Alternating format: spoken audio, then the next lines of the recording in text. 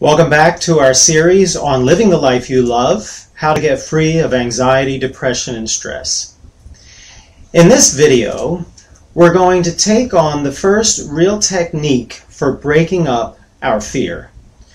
And as we've said, fear is underneath all of our problems, whether anxiety, depression, or stress, because there's a root fear that we have built a personality around that determines how we respond to our problems in ways that don't work, that cause our anxiety, depression, or stress.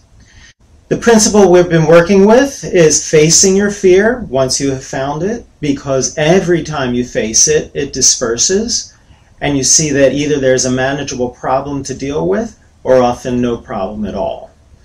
In this technique, which is simply called distraction, we're going to face our fear by not thinking about it. Well, now that sounds like a paradox, but it's not, because the primary thing fear does, the primary strategy it uses that backfires on us, is to keep our attention hyper-vigilantly on it. We've got to keep our focus on fear to make sure that it can't come and get us, to be on guard and ready to use our chief defense. If we're going to do the opposite of our defense, then we have to stop putting our attention on the fear in order to not be ready to use the defense or to do the opposite, something else. But if we can first realize that the hyper-focus on the fear creates the fear, it exacerbates it, multiplies it 1,000 times, then this is a very powerful first tool in our arsenal for getting rid of fear, anxiety, depression, and stress. Distraction is simple. Put your mind on something else, and here's the hard part, keep it there. The fear is going to try and seduce you back over and over to saying, yeah, but what if it comes and sneaks up behind me and gets me when I'm not aware? That's the fear thought. You've got to convince yourself that it doesn't help you. It actually makes your problem worse if you give in to that. And little by little, tolerate the discomfort of saying, I am not going to be prepared for this fear.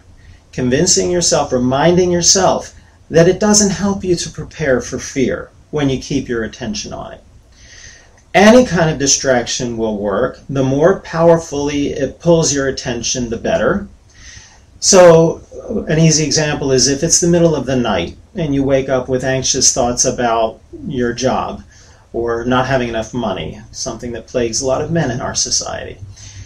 At that time, rather than trying to think through how am I going to make more money, how am I going to meet the bills, how am I going to make ends meet, you want to distract on purpose because your best thinking is going to get you into trouble in that situation. And go turn some lights on without the visual stimulation for our eyes and any kind of auditory stimulation for our ears. Our fear thoughts are left to go wild. So you want to take in as much stimulation as you can, turn on the lights, perhaps read a book, watch TV, take a walk if you can, or engage in something that's fulfilling. This is a video series on how to live the life you love. And in the last few videos, we're going to be talking about how to actually create fulfillment once free of the fear.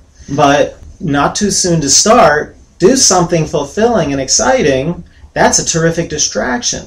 The more it can grab your attention and pull you in that direction away from the fear thoughts, the better. Again, the real difficulty is in keeping your attention there and not letting it wander back. A very powerful story comes to mind to illustrate this point.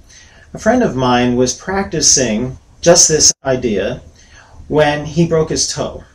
His toe was very painful, so much so that he said just the sheets of his bed lying on it would hurt him. All of a sudden, he found himself thinking about some project he was very excited about. And he got so absorbed in it, so engrossed, that he totally forgot about his toe. He even went to go get something in the next room to enhance the project. And he was so excited about it, he totally forgot that he wasn't supposed to step on his toe. It wasn't until several moments later that he realized his toe wasn't hurting.